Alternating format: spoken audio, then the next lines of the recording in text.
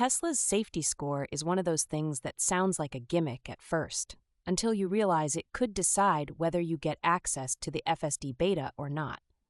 It's basically your driving behavior translated into a number between 0 and 100. You can check your safety score through the Tesla app. That's where they've tucked it away, like a nervous parent hiding test results. You open the app, navigate to the main screen, and tap on the car icon at the bottom.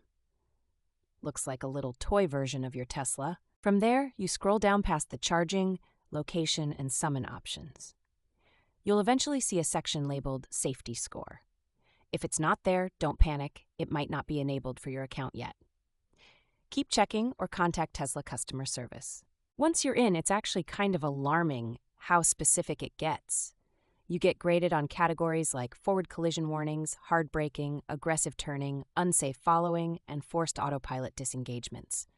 5 categories, 5 ways to feel judged. Each metric is weighted differently, which means some are worse than others. For example, forward collision warnings are weighted at 14%, but unsafe following, that's 21%.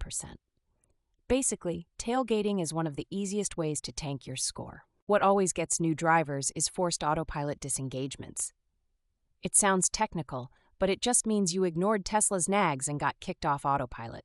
Trust me, that one's worth 10% of your score, so don't fight the wheel. Do what it tells you. Now here's the kicker. Your score resets every 30 days.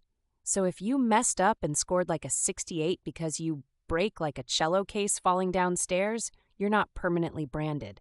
That new month becomes your second chance at digital redemption. And yes, a good score can actually reduce your insurance rates if you're enrolled in Tesla insurance. They use real-time data. So while other insurers judge you by credit score and zip code, Elon's team watches how you actually drive. Creepy? Sure. Useful? Also yes.